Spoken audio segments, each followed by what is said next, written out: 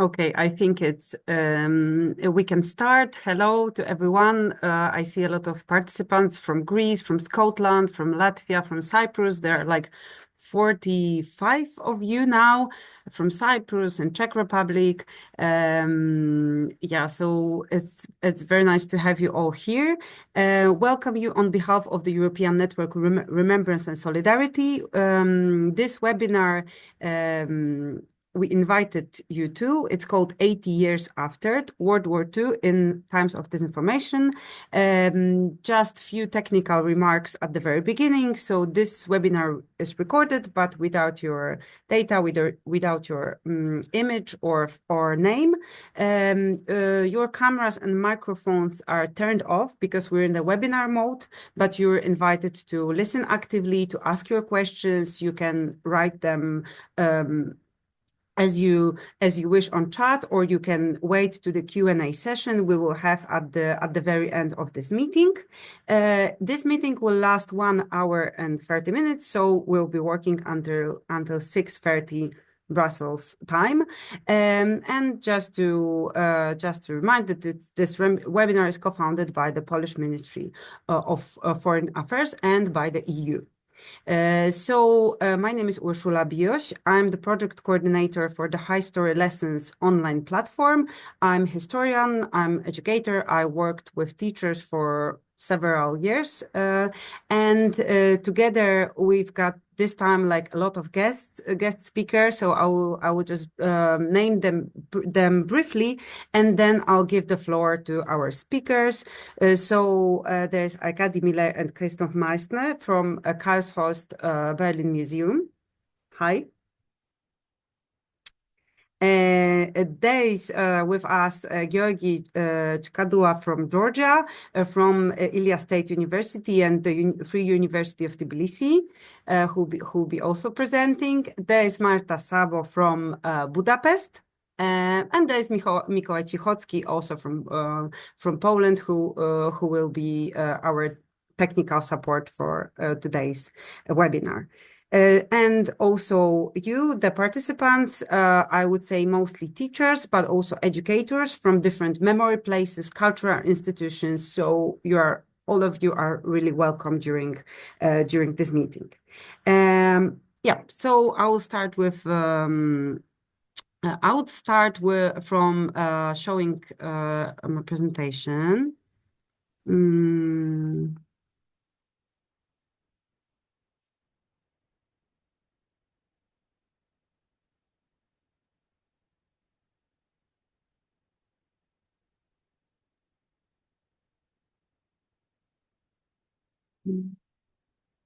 Can you see that?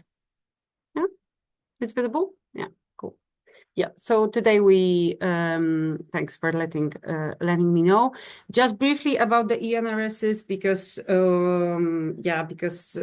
that's we are the organizers of the webinar.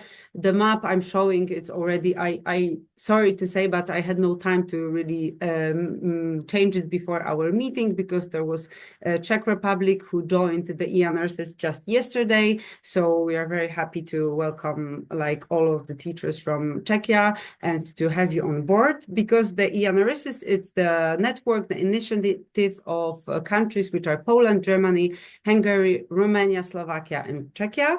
And so the countries marked here on yellow, but also those marked on blue, those are our observer countries.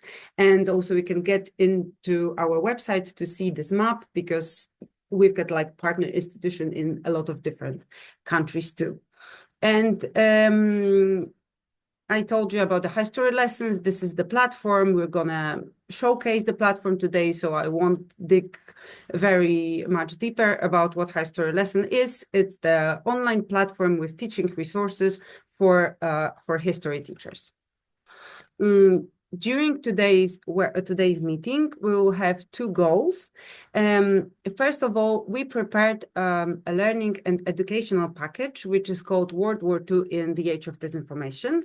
And we would like to present you with this tool. And also we'll speak about how to shape resistance to manipulation of the history of World War II among your students. those are the two goals for our meeting. And I thought that just as a brief introduction, I wanted to start with a photo, which was taken in 2023 in Warsaw. And here on the back, you can see the monument, which is like a central part of the cemetery. The cemetery, which is in central Warsaw, and which is a cemetery of Soviet soldiers. Buried in Warsaw. And here in 2023, there was an like artistic installation which was put there.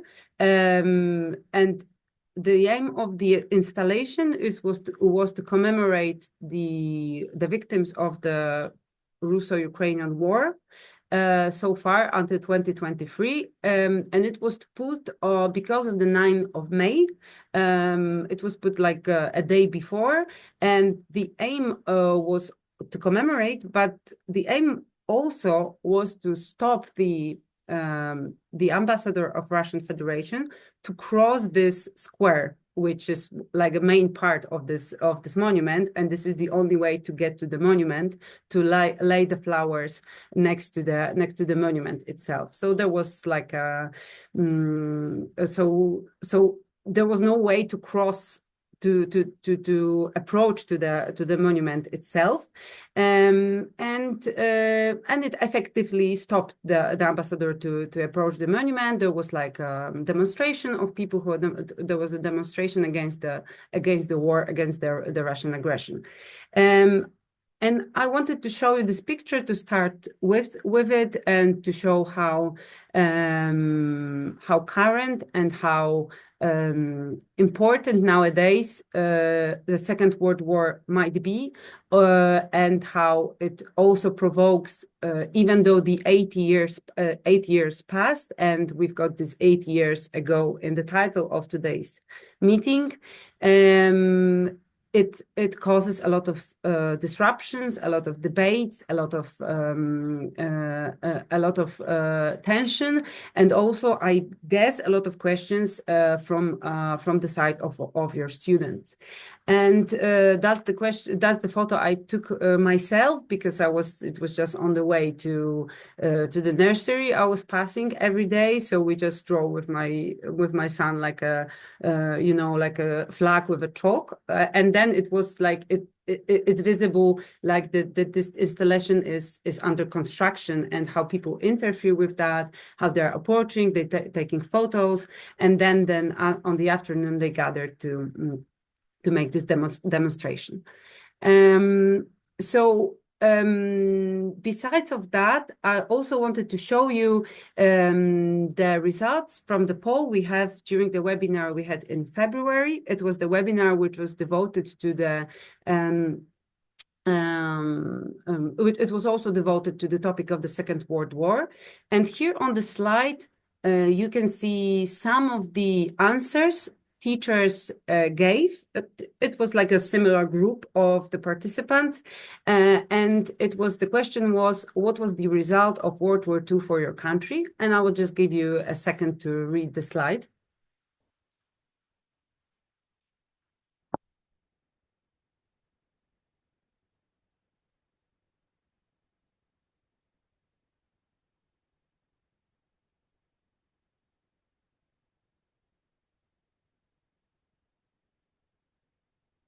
Yeah, so I think that from this slide, it's like clearly visible that the result and like the year 1945, it's very contested, and it's like it differs very much on who you will ask about.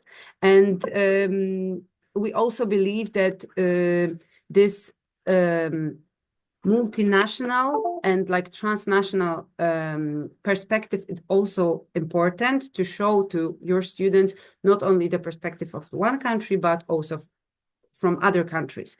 And if you do not see the perspective of your country on this slide, you can also write it down on chat, the answer to the question, what was the result of World War II for my country? So Yeah, that might also be a good exercise for your students, because the answer, it might differ very much, not only because of the nationality, but also on the region from your students are coming. Um, And just the one thing to before I'll give the floor to our speakers. So lately I participated in the conference which took place in Bratislava, and it was it was organized by Euroclio. I know that a lot of teachers know that organization, and you are taking part in the meetings of Euroclio. So here we get a group of 25 participants from different European countries. And the question which was asked, it was, which events from the 20th century history are most often the subject of disinformation in your country? And here, what I did after that workshop is that I put it into like a timeline. There's the first part and the second part. I also will send you that after the webinar.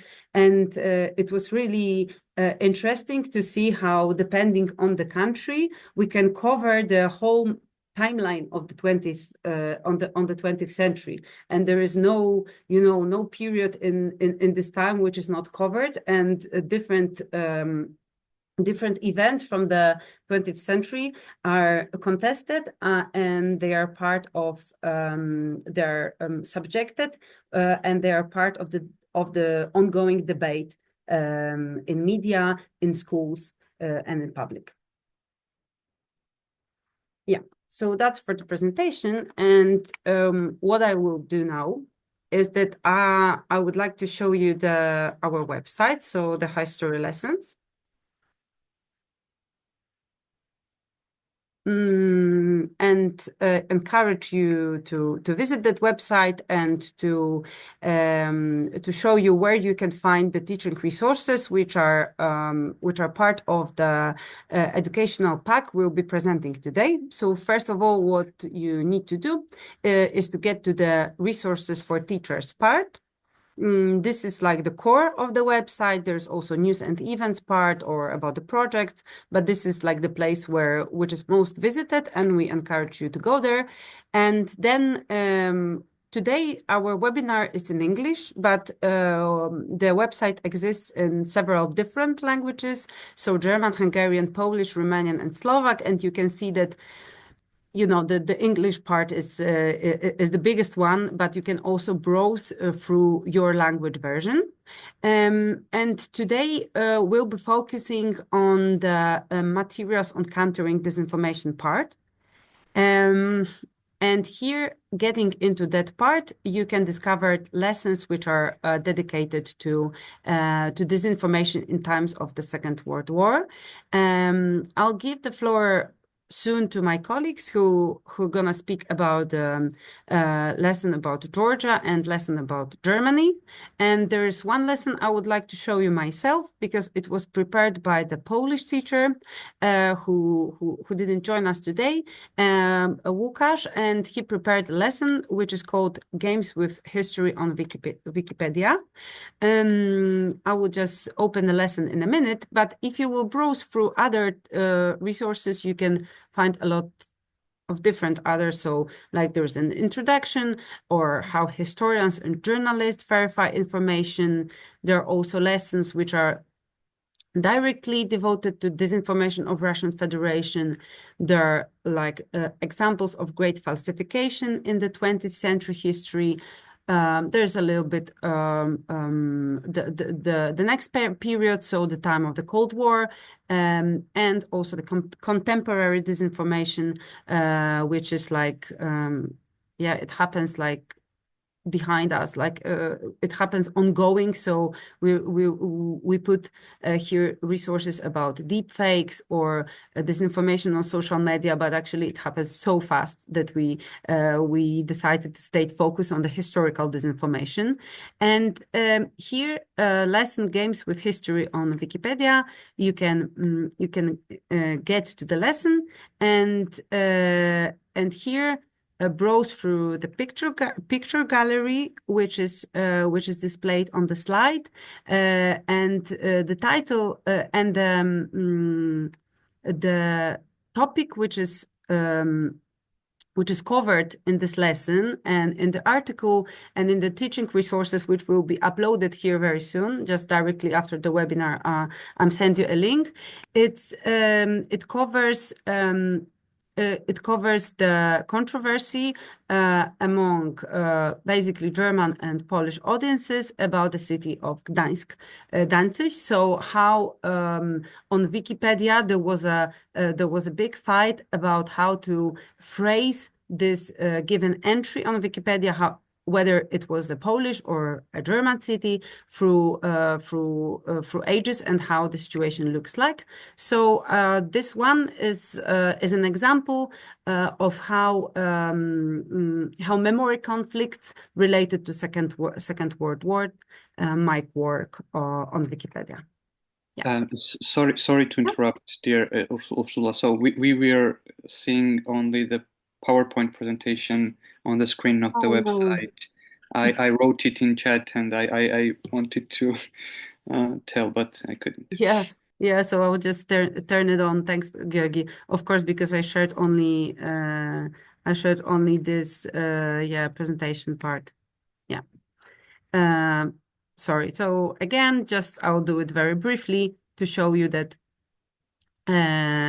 interrupt me next time, please, to show you that the lesson about the Wikipedia I told you about is here in Games with History on Wikipedia. So and the rest of the teaching resources, my colleague, they will be presenting briefly. So you can just try to type hi-storylessons.eu and discover the lessons which are covered in the material on countering disinformation section. Yeah, now I will stop sharing.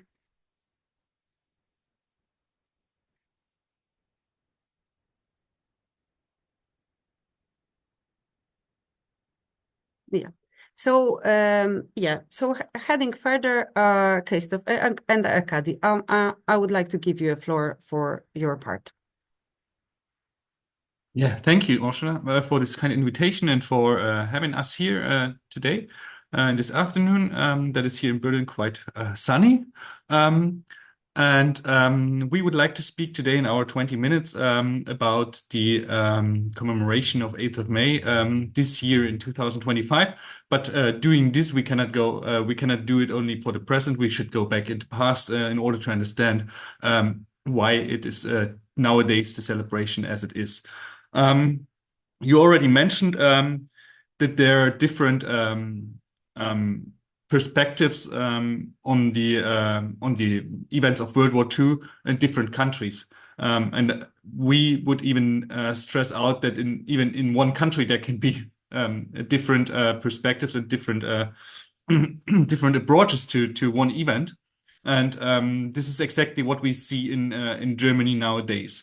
I will give a brief introduction about how the 8th of May this year was celebrated on a social and a political level, and Arkady will then stick into kind of detailed observation how the 8th of May was this year celebrated at the Museum Berlin-Karlshorst.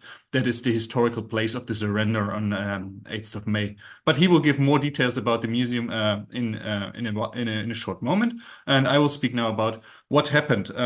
Actually, the 8th of May in Germany is in 6 federal states out of the 16 federal states that Germany is as a whole. In 6 federal states, it is an Remembrance Day. This doesn't mean that it is a working free day. It is just a Remembrance Day. In Berlin this year, it was a working free day. It was some kind of exceptional.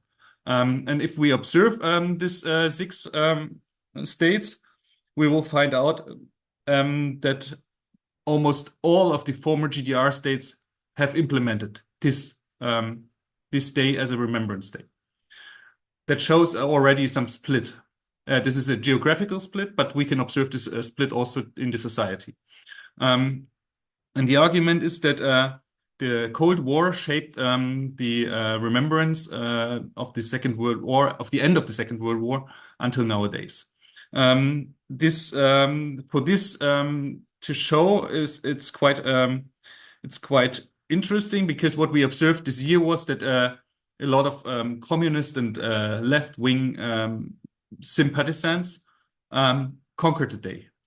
So they just gave a narrative, and this was a strong and loud narrative. And we should, and there was really less civil society activism against this. I will in my speech I won't speak about the Russian influence on this day, because this is really another topic. If you like to know something about this, we can speak in the Q&A section at the end about this. To go back into the history, Germany was divided. First of all, Germany was occupied after 1945 by four forces, like the Americans, the British, the French, and the Soviet Union. The Soviet, out of this, being shaped or being founded in 1949, two states, the GDR, the German Democratic Republic, and the FRG, the Federal Republic of Germany. And both states had a different approach to this 8th of May. And the GDR approach was pretty much leaned on the Soviet approach, because the GDR was a satellite of the Soviet Union, and it also was like it took the founding myth of this GDR is indeed the 8th of May. And what we can see is that the 8th of May, we said in our text about the events that the 8th of May was more than a remembrance place. So it was like really an ideological place, while it was in the FRG just a non-place.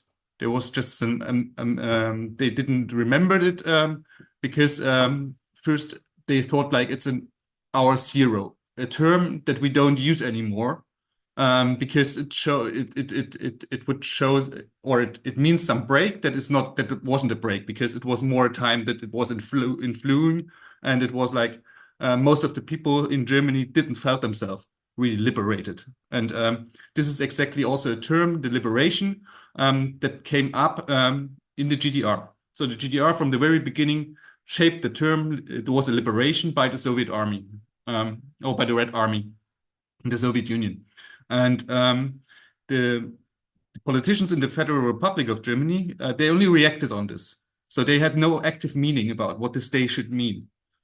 They tried to fill it, while on the 8th of May 1949, the so-called Grundgesetz was adopted, and came into force 2 weeks later.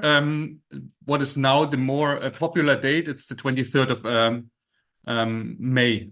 That is the day of the Grundgesetz. It's kind of the federal law that we have in Germany.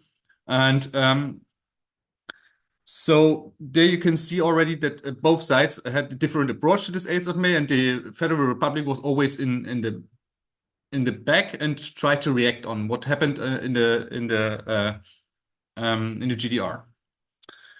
So for the GDR, it was really important this day because it showed, first of all, it was the kind of lore of the Marxism-Leninism, that the socialism will win over the capitalism, and the Nazi Germany was the very evil of the capitalism.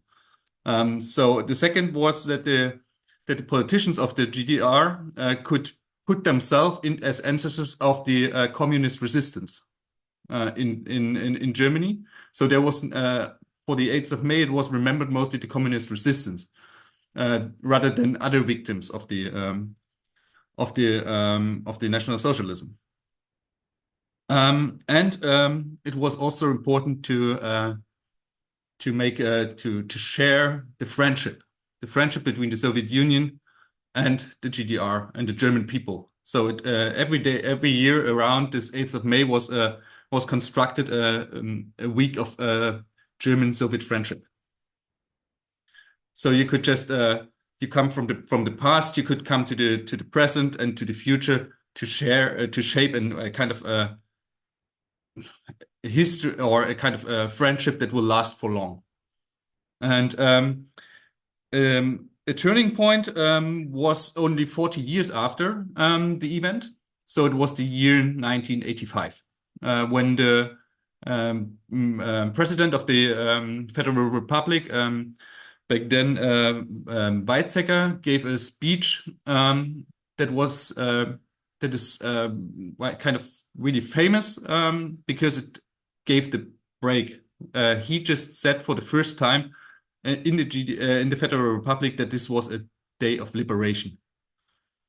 And so he took the term that was already implemented in the GDR, he took it over and he shaped it in another way. So he tried to unified both states by this term. And this was kind of successful, as we can see in the after the unification. After the unification, both states came to the term that it was a liberation, and this is exactly. But what I wanted to say is also that the 8th of May in current Germany doesn't play the big role, because it is mostly a day that is like, if it is not a free working day, it is just a day that passes by as other days. There are only, as I mentioned really in the beginning, it is a day where left-wing and communists are trying to implement their narratives, and most of the people don't react on this. There was a discussion on in 1995 about a German National Remembrance Day, and it turned out that it became the 27th of January, because in 27th of January 1945 the concentration camp in Auschwitz was liberated, and what is remarkable in this case is that it is in Germany not only the Remembrance Day on the Holocaust, it is also the Remembrance Day on all victims of National Socialism. So they even made it broader. So 8th of May didn't play a role in this, and it is until today that we just have discussions about how this 8th of May, how we should deal with this 8th of May, and the term liberation just is widely known, and as the president of Germany this year said, it is the 8th of May as Day of Liberation is the core of our German identity. So there you can see already that he wants to give this day a broader meaning, but in the whole society it is less recognized. And so now I will come a bit to this what we observed this year I would like to stick more a bit now on the political level, because Arkady and with the museum will come a bit to the social level, what happens during the society. So on the political level, the main term that the president chose was we all are children of the 8th of May. So all Germans are children of the 8th of May. It's a good question, who is the father and who is the mother? But this was not elaborated because this term was used by Jürgen Habermas a while ago, and he just used it now. But what he did, out of this 8th of May, he said like nobody else will liberate us again or will give us again the freedom, and that's why we need to be responsible for the freedom. And what is a key term in his speech is that he said like, we as Germany, we are now responsible to give the peace where the peace is lost. So we should search for peace where the peace is lost. So this is what comes out of what is the legacy out of the 8th of May that is for Germany really important. So you see there is a huge connection between the past and the present. So Germany, in the political level, it is this term "never again," and I personally always ask when somebody says "never again," like what means "never again," because we have a broad meaning of "never again," and and it is really contested, and everybody means something else. But he, in this way, said like never again fascism and never again war. So these two terms came together, and never again crimes in the name of Germany. So this is what he did, and he also elaborated that the term was contested during the Cold War, and that but Germany is now the term liberation that is the core of the German uh, identity. And I don't want to go deeper in this issue because I think Akadi have really a lot of more interesting probably things to say because in a case study you can see always a bit better what does it mean, what is discussed on the global. So Akadi, I would like to hand over to you and hope for your words.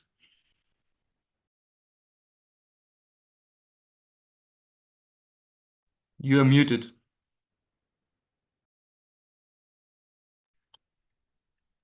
Yeah, no, thank you very much, Christoph, for these words. I would like to elaborate a bit more on the topic of what happened in the museum on the 8th of May this year. And by elaborating on this, I have to tell you the story why this museum, why do I focus on the museum, and what is this museum all about?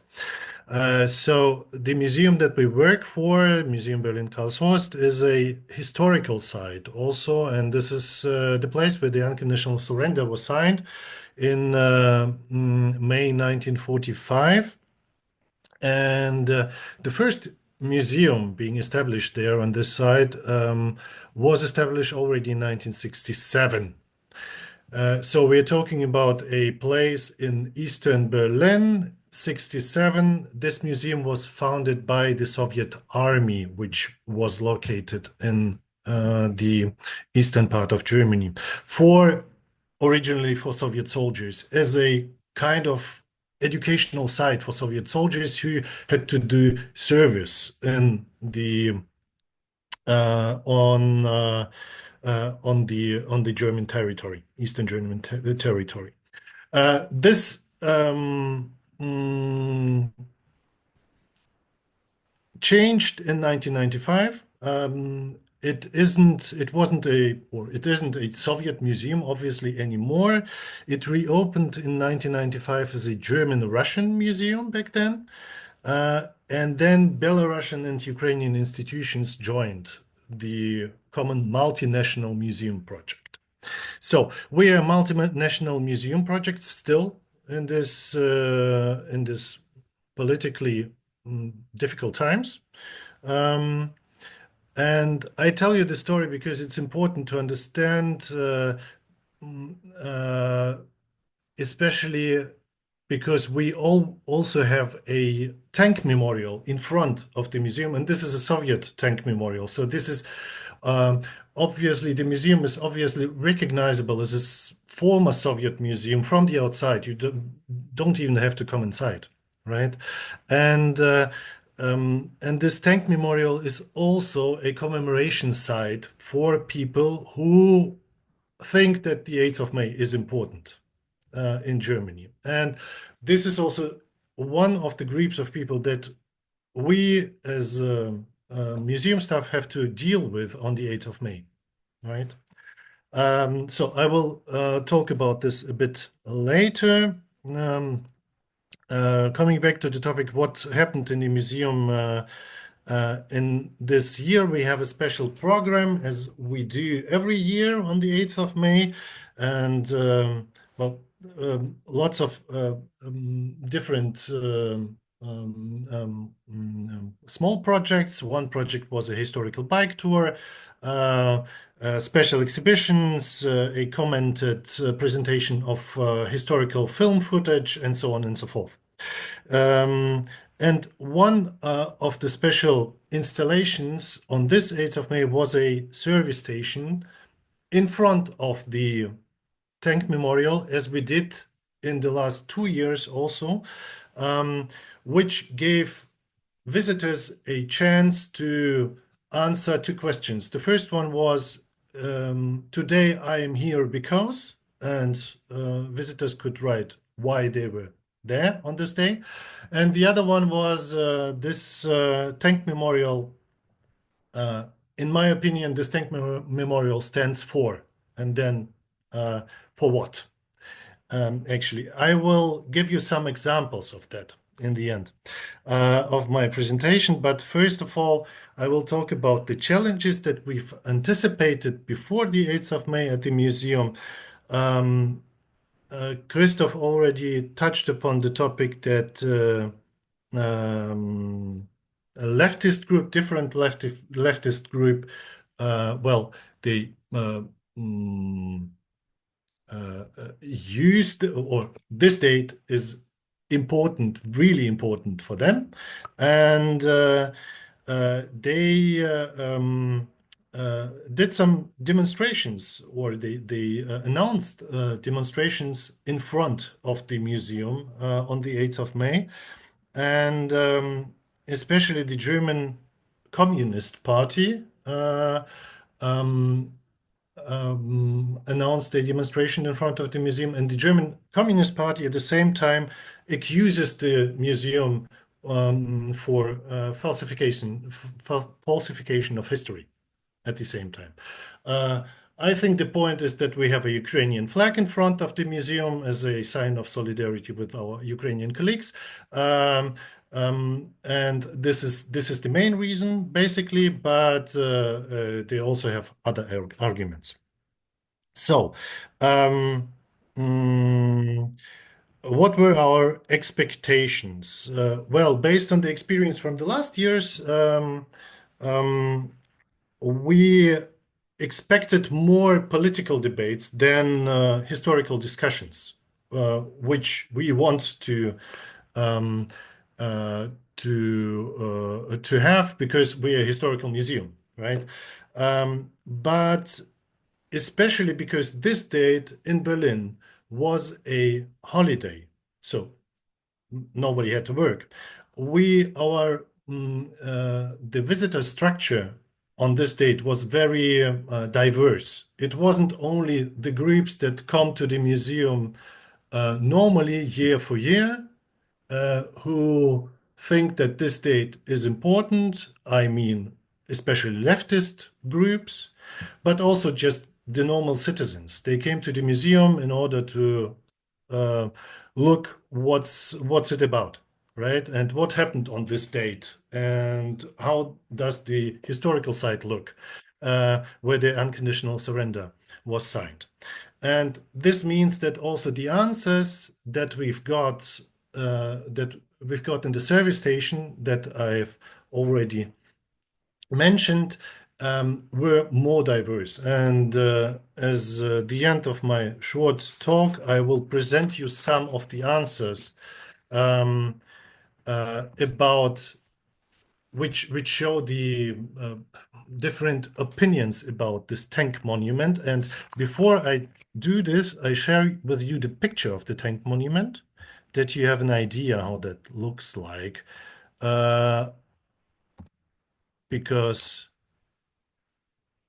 knowing that you come from different countries, you're not necessarily familiar with such a monument. So it's a classical Soviet tank monument that is framed as a Soviet monument in the museum's landscape. So there is basically a plate that says this is a trace of Soviet memory culture, and that was installed here in the year 67, and so on and so forth. So, now I come to the answers of the audience that were given on the 8th of May, and these are all quotations. So, one quotation: this memorial today in 2025 can symbolize only the imperialist Russian aggression. It symbolizes Russian atrocities in Chechnya, Ukraine, Syria, and all over the world. It should be placed in a special, dedicated area rather than celebrated as it is now. And then it was signed by an Oleg from Russia. So it was a visitor from Russia who wrote this. Another opinion, this is memory. This is our history, which should not be repeated. And that was written also in Russian. So you see, we also attract, well, one of the groups that the museum attracts is Russian-speaking audience.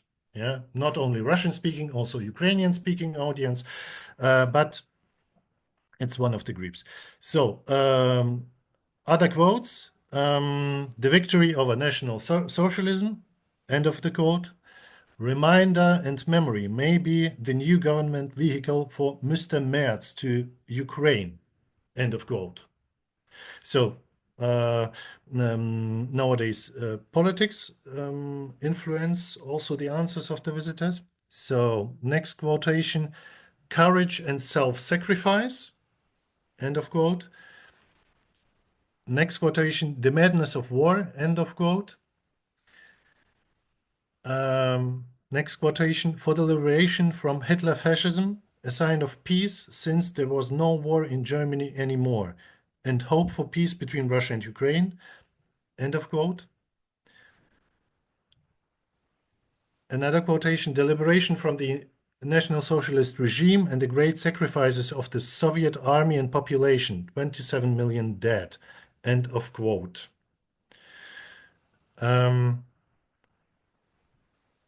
And the last one, for the liberation of Germany from fascism and thus for the end of the worst part of German history, end of quote. So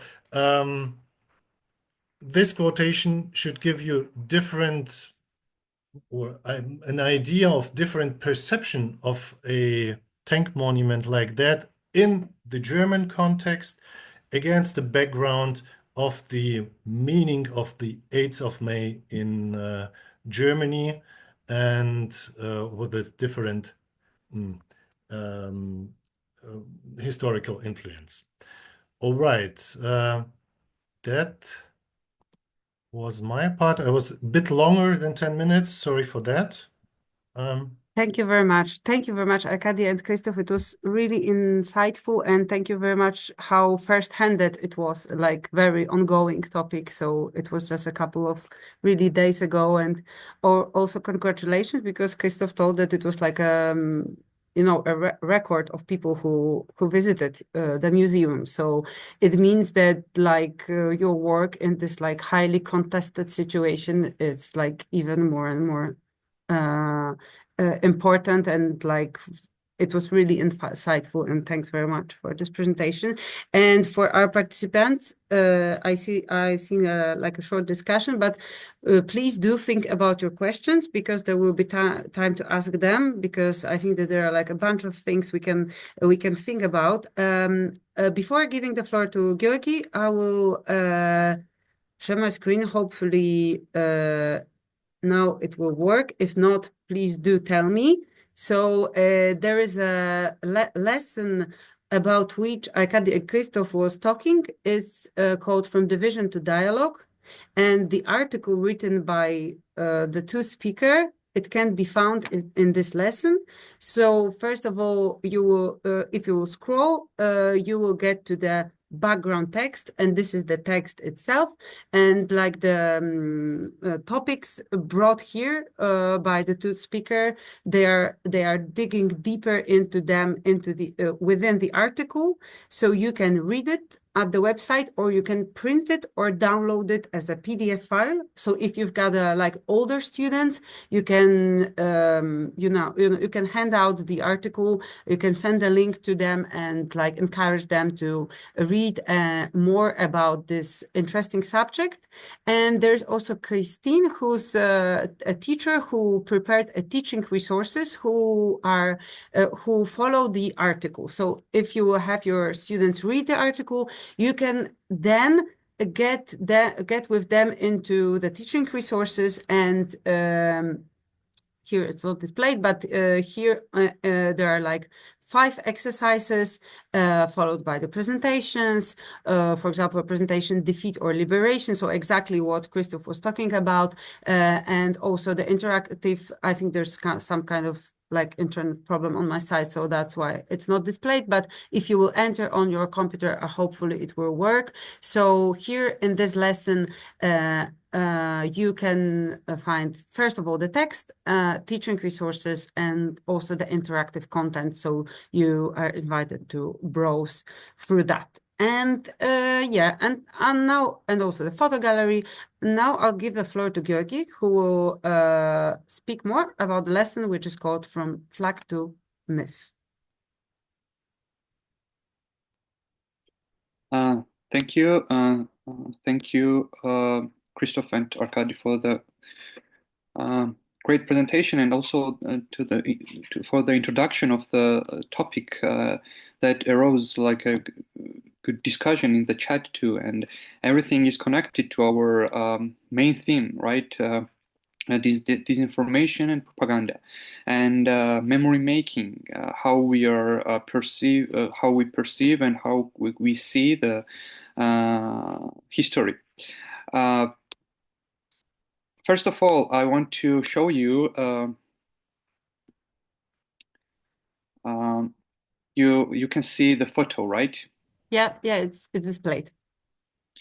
So this is one of the streets in Georgia. You know that in Georgia we have full-scale demonstrations for 150 days or something like. I don't know. I lost the count. And in the streets, we see stencils, and you can see now that here there is. So the first stencil was only about EU and NATO and supporting the Ukraine, right? And the Georgian writing is the glory to the heroes in the middle. And then pro-government people, so they erased this NATO logo and wrote 1941, 1945 on the Ukraine flag. So nowadays, Georgian government and also the pro-Russian groups are trying to remind us that our heroes and really heroes who fought for the homeland were the heroes who fought in World War II. So the memory of the Second World War in Georgia is fragmented and complicated, and it is scattered both in space and time, in photographs, stories, and memory sites. Different generations also have different attitudes towards the war. Since the collapse of the Soviet Union, we have not yet managed to agree not only how to evaluate the Soviet totalitarian past, but even on how to describe it. In fact, the current state of collective memory in Georgia matches the typical description of a traumatic collective memory too. There is no continuous narrative that conveys the true experience of society. For Georgians in Soviet times, the Second World War did not begin in 1939, when the Stalin and Hitler signed the pact, but in 1941, when Germany invaded the territories that had already been occupied by the Soviet Union during the war. So children in schools often ask me, how is it possible not to know the truth? How can someone remember things incorrectly that is happening right now in front of you? Even though today we are facing exactly the same issues, our country is on the path toward dictatorship, using populism, traumatic memory, and anxiety to manipulate the masses. Many Georgians still do not understand how artificial memory can be created. And on the other hand, large and powerful nations and countries cannot understand the struggle of the small nations, the experience that Georgia and the countries like Georgia had under the totalitarian regimes, and how we can see the story of Georgia as a part of European history. And the reason for this is historical. In the 19th century, while modern nation states were forming across the world, Georgia was part of the Russian Empire. Still, like many small European nations, Georgia struggled along a long path toward development and emancipation. And in 1918, Georgians founded a democratic republic that were based on the core values to protect human and civic rights. Although the republic lasted only 3 years, and the modern Georgian state is based on the constitution drafted at that time. However, Georgians have not had the lived experience of functioning democratic institutions, a sense of security or civic national unity. And this is mainly because of the Soviet occupation in 1921, followed by immediate and systematic rewriting of the past. From 1921 and onwards, there was a strong effort to create a new kind of identity. This project intensified under Stalin in the late 1920s and early 1930s and culminated in the victory of the Second World War.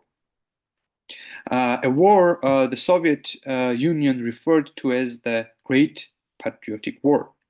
A heroic defense of the homeland, of course, right? And this victory, framed as the defeat of humanity's greatest enemy, became one of the pillars of Soviet national pride and also Georgian national pride. And all this, of course, were reinforced by the propaganda. So the lesson materials that you can see the website, right? So the project I was working on with one of the Georgian professors, Malchas Toria, is called like From Flag to Myth. That is about the remembrance of World War II in Georgia. So Malchas wrote a great article about this topic, and you can see the article here. And the suggestion is to firstly give this article to the students to read it, because these topics about Georgian Soviet past is not scholarly and academically well written or well researched, and we lack many information about that period.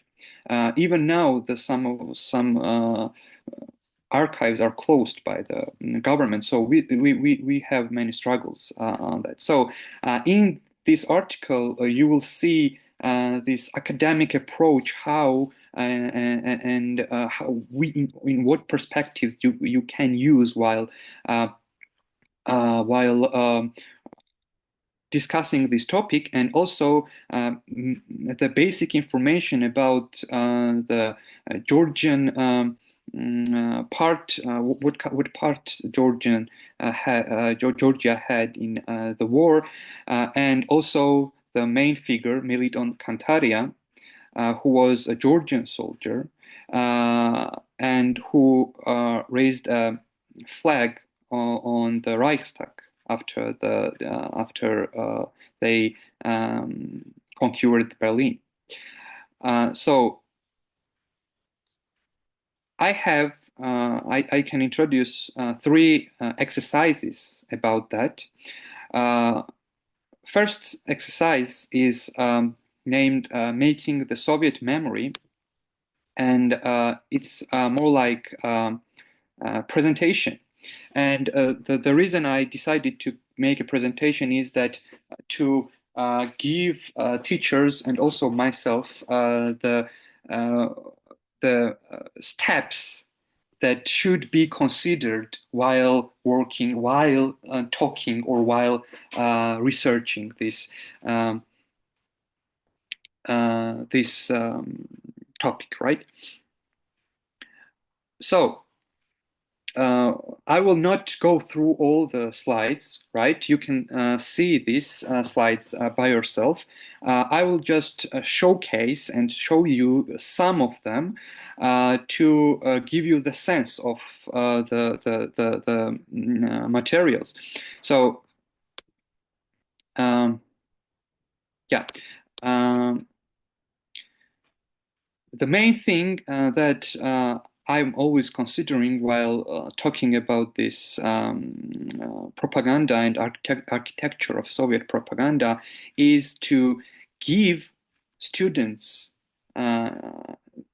tools to see the propaganda, see the keywords of the propaganda, to give them the skill to not to just watch or look on the pictures or films or something like that, but to decode them, right?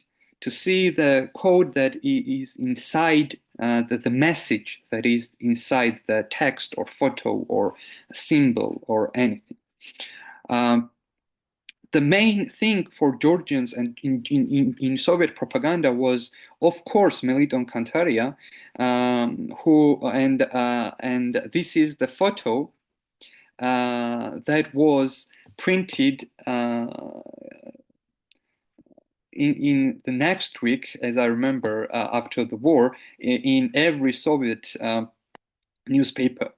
This was the picture how the people remembered the first sight, the first picture, how people not remembered, but how people saw the victory.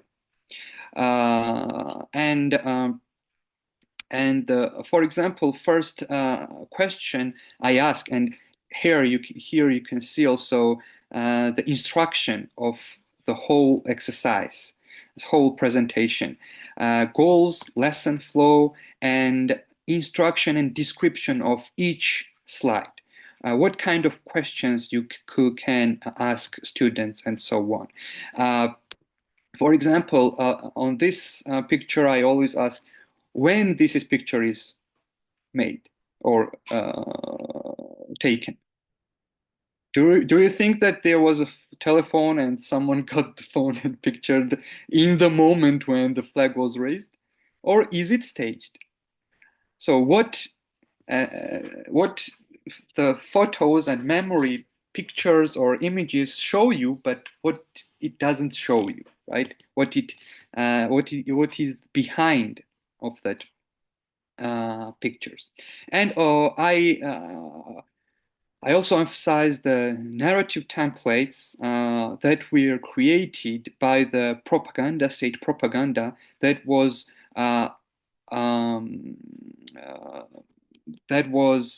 spread and this the one of the most important thing I want to tell you is that for Georgians the memory of the Second World War was connected to the memory of how they were seeing themselves in 1920s and 1930s too, because this propaganda started from 1922 after the Sovietization. And here you can see some examples from the Soviet newspapers that they were trying to say that occupation in 1921 was liberation of Georgians. right? As and the liberation, Christoph was talking about this term too, right? About the liberation. And how the good and evil tries to struggles, and the good will always beat the evil. And this is also one of the narrative templates that we are used very frequently. Yeah. So the second exercise is exactly about 20s and 30s. You cannot understand what kind of influence have World War II if you cannot see what was before, because it is a continuation. It is like a logical frame. And a second exercise is about turning national symbols into Soviet tools and creating the Stalin cult. Again, I will not show the whole exercise, but to give you a sense, this is about creating using marketing skills to create personality of a politician, right? And the main politician here is Joseph Stalin. And for example, this image that is fully manipulated here is Joseph Stalin, young, Ilya Cavcavadze, who is Georgian, who is the father of Georgian nation, and behind you see Shota Rustaveli, who is the most important writer for Georgian culture and Georgian literature. And this scene never happened, but seeing Joseph Stalin, who has connection to Ilya Cavcavadze, and that has a connection into the past, to the base and the foundation of Georgian culture, how Stalin is connected to that, right?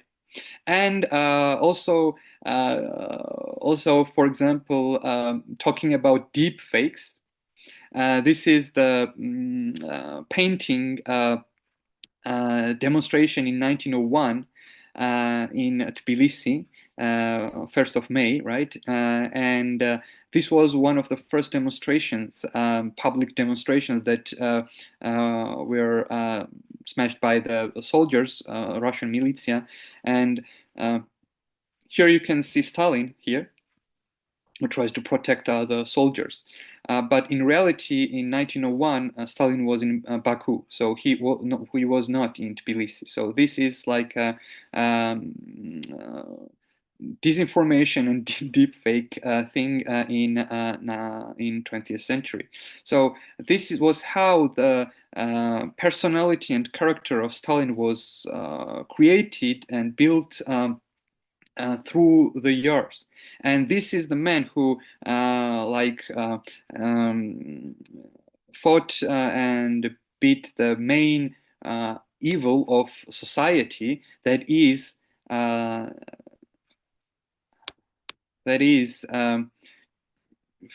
Hitler in that period.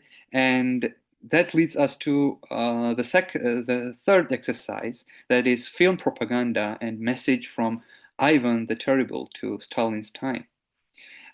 This exercise is about the film Ivan the Terrible. The film was made during the World War, and it has three parts. The director is Sergei Eisenstein, and the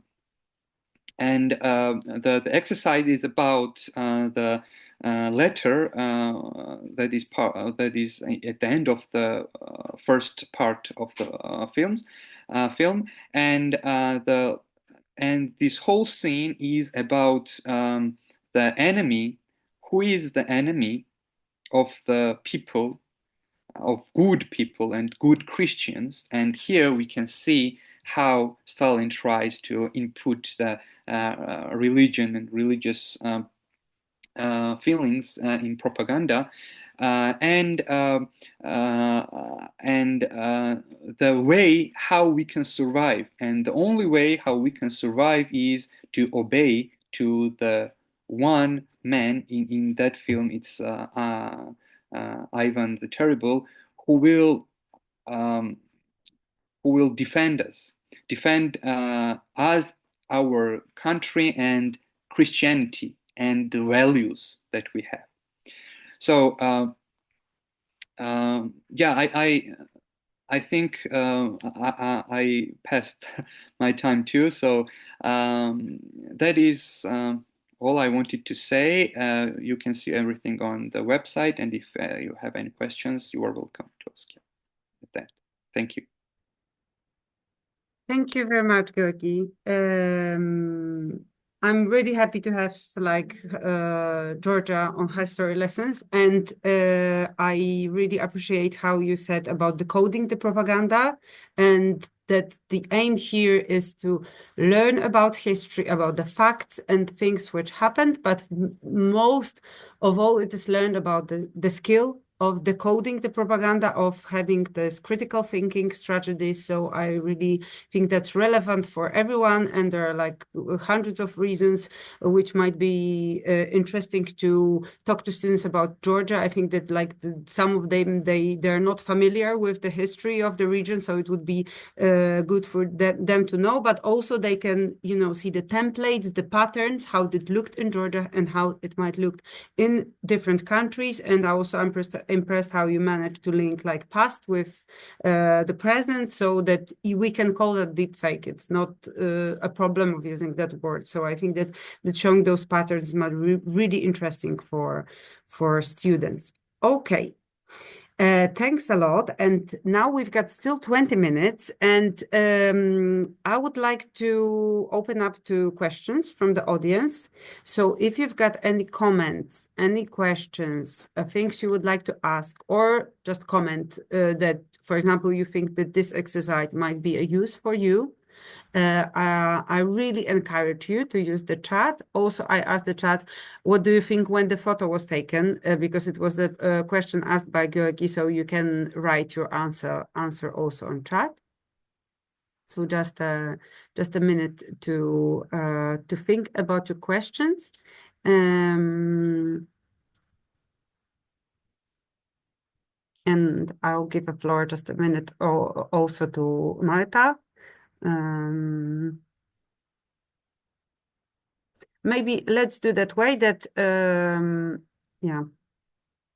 There's a comment from Judith. I will be teaching IB from September, teaching 20th century only. So all of this lesson known materials would be used by me. Thank you very much. Thanks, Judith. Thanks very much for your comment. And also think about the question, because we've got really great experts here. So, let's use this situation. I will leave you with a second to think about, but now I would like to give the floor to Marta for a couple of minutes. This is something a little bit different from the topic we're talking about, but we're still in May, in times of the month in which we're commemorating the end of the World War II, and this particular scenario Marta will talk about. You can find it also on History. Marta, I will just share my screen for people to find it, and then I'll give the floor to you. So still we're in the resources for teachers, but now we're shifting from materials on countering disinformation into history teaching methodology, because that's also the topic which we didn't squeeze into the chronological order, because it's sorted in the chronological order, the website, and then we've got three topics which stand out, which is history teaching methodology and materials on countering disinformation. And what we put here, what we added here, it's learning and teaching through World War II family histories, and this is a topic which emerges from the contest we had last month. It was called Grandparent Grand Stories, and here, if you will get into the lesson itself, you will see the clip.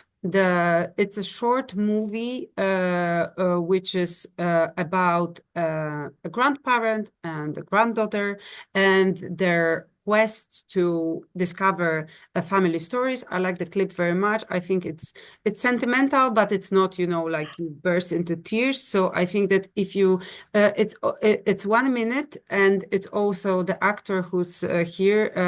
It's Włodzimierz Pes.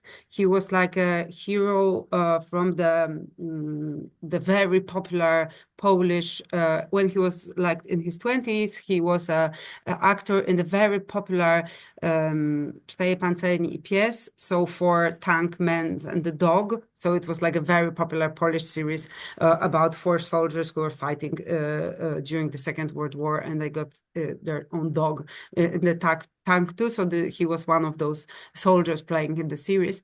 And here, what Marta did, she won the contest. She received the first prize for her lesson plan, which is also here in that lesson. And the task was to create a lesson plan which encourages students to talk with their relatives, families, neighbors about the experience of World War II. Yeah. And now, Marta, floor is yours for just a couple of minutes. Thank you so much.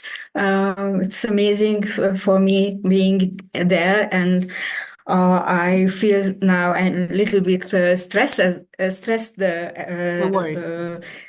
Okay, because I have some other approach to this topic, and I'd like to share my presentation.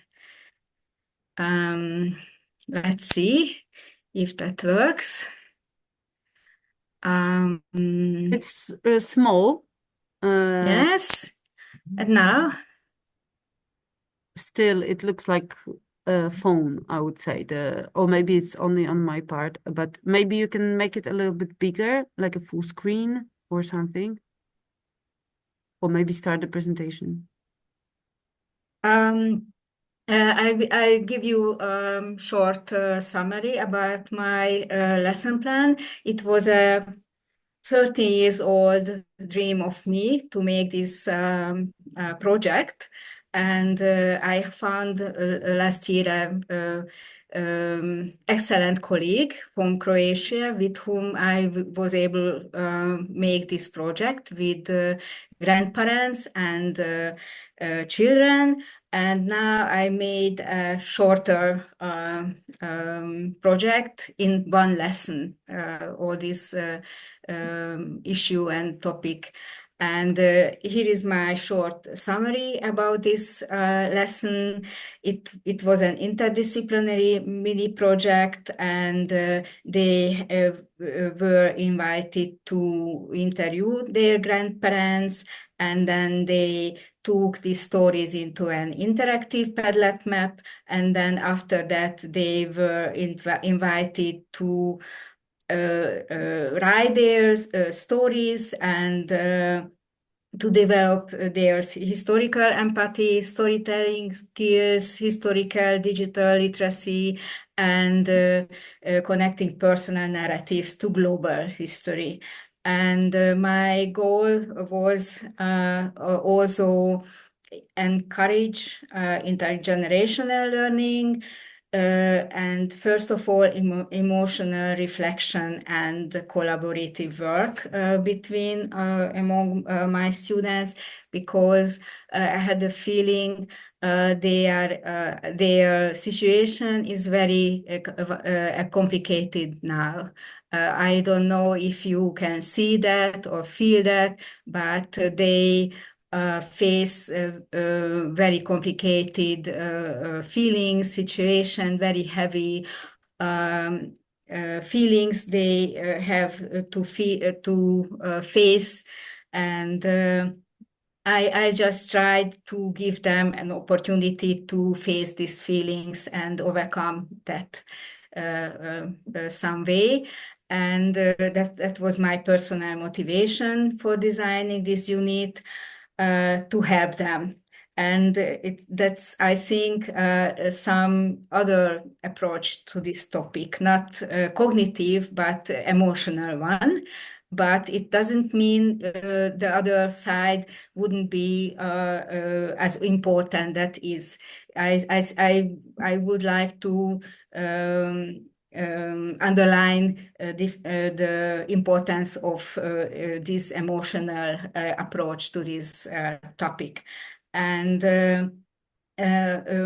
I see how they are dealing with fears and stress in this situation where there is war in the world, there are huge conflicts around them, and they are children, but they have also these feelings, and it could connect them with their grandparents who were also children during a war. And I think that it could be some strange, but this similarity in their situation could help them to meet and to connect with their grandparents. And I believe they need more help in processing these emotions, and we at school could help them. And my motto was, let's keep it simple, work smart, not hard. Maybe makes not so much, but it should be very complex to make it in very short time as a lesson, 45 minutes or 50 minutes. We have a lot to do, and that's why I planned a very complex, but at the same time very simple lesson. Um, um, and I will show you that are my aims to that, and you can see I focused on my students, not on the topic this time. It doesn't mean I wouldn't give a narrative or give them chance formulate their narratives about history or develop critical thinking, but I focused this time on their feelings and their personalities, and to help them connecting with their own family, because I think cognitive competencies are important, but being connected to their own world, to their own family, to their own family's history is important too, because it helps them to deal with these heavy feelings they have. There were 3 phases of our work in a lesson.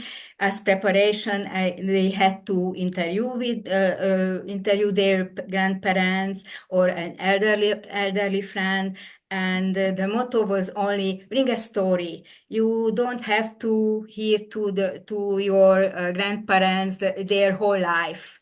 They don't have to. They don't have to tell them big stories about heroism or death or I don't know. Bring only a simple story about their life during Second World War. And in order to do that, they had to call their grandparents. They had to begin a conversation with them. They had to listen to them. They had to understand each other, and that was important for me. And they had also bring me a story into the lesson.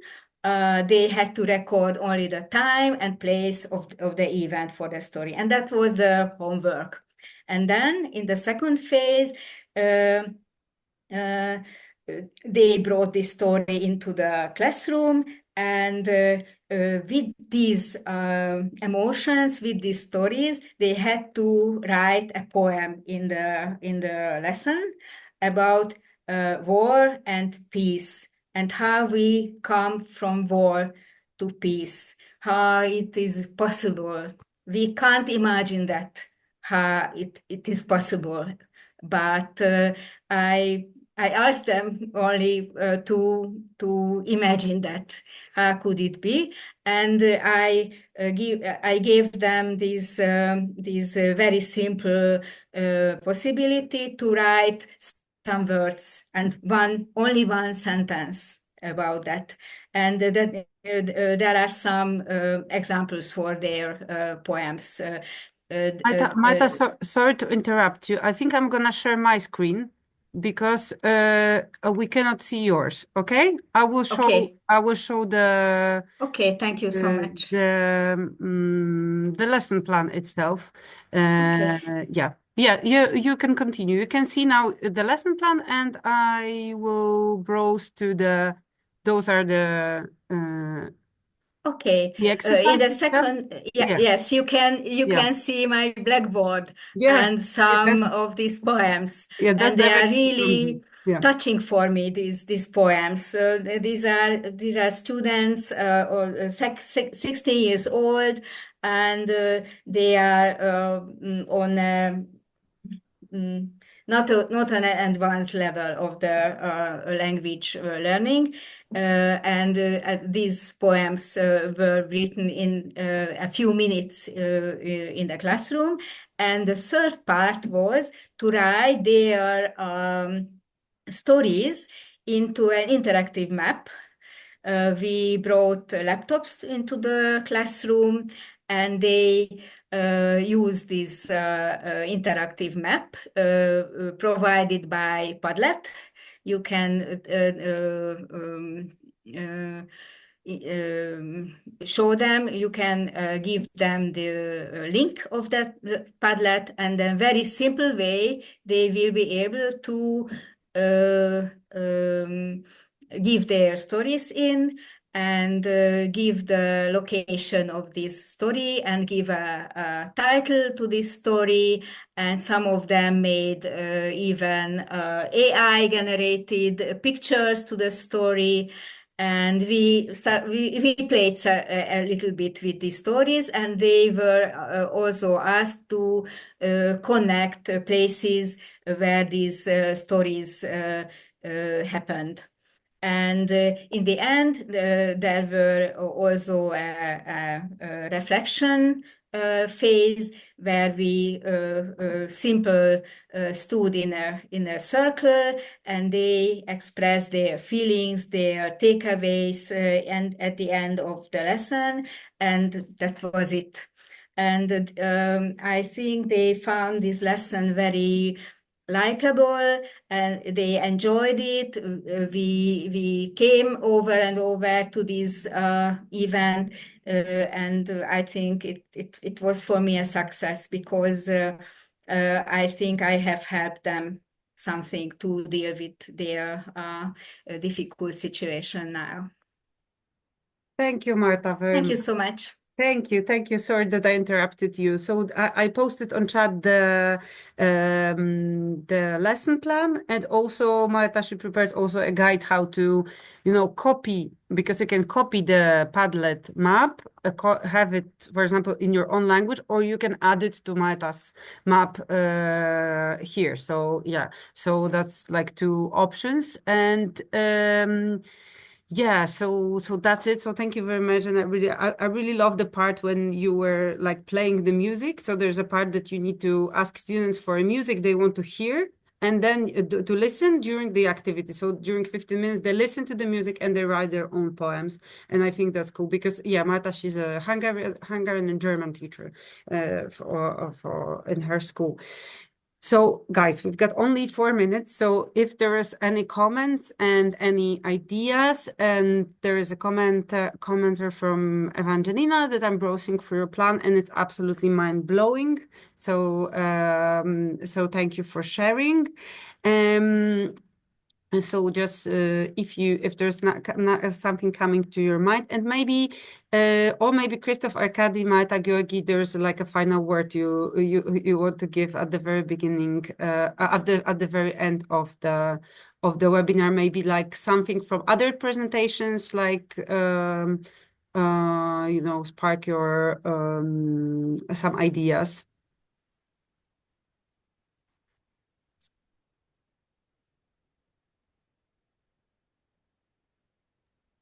Actually, what I really liked on Georgi's presentation, and this is really like how to decipher propaganda. This is really important. It is also when we come to terms like when we have a look on monuments, for example, or memorials. There's also we need to decipher these memorials as propaganda. When we, in terms of Soviet war memorials, I'm speaking now. So this is what I really liked, and at Marta, I'm just fascinating because this is like this is exactly going to the core what it means. And Georgi, you put it also in your comment. It goes to empathy and it goes to the research of your own family. And when it comes to family, it comes personal, and then it and gives you a sense. And sometimes you're searching for a sense in school. At least it was when I was back then a scholar. And this is what I really liked, and this is really great. And also with the music and this like to also get all the feelings, music and brain, and like it's really great. It's really great. Yeah, and I wanted to add about the stories, grandparent stories. So when we are talking about propaganda and this kind of schemes and machines and so on, this works because there is no connection between the generations and the experience and that they went through. We don't know about that, and this is very hard days, and the we need today the experience of the past, but not the falsified experience, but the real human experience, to use it in present, or yeah, and the that is why the present is very vulnerable to the populism, because the connection is lost, and it is very hard for grandparents and for the past generation to talk about these things, because it's very hard, it's very traumatic, and we should try to be first to be the listeners, and then the speakers will come to us, I think. Thank you very much. I think that it's a very good word for the sentence for as a summary of the webinar. So I hope that you found this link between the two subjects, which at the very beginning I wasn't sure they're like stick together, but somehow they do. And thanks very much for the comments on chat. And we keep our fingers crossed, because like the work which will follow is the work on your side, the teachers. So we really encourage you to use the resources and to let us know how it went, or how students reacted. And yeah, we just, what I can say from our part, just very grateful that you're doing your job, and like always, 50 people engaged to take part at the webinar on the afternoon. So we really do appreciate. Yeah. So as I wrote on the chat, we'll send you all the links, and thank you very much for joining us today. Thank you, Christoph, Arkady, Marta, Georgi. Mikołaj, thank you very much for being with us. Yeah. Thank you. Thank you. Thank you so much. Thank you. Bye.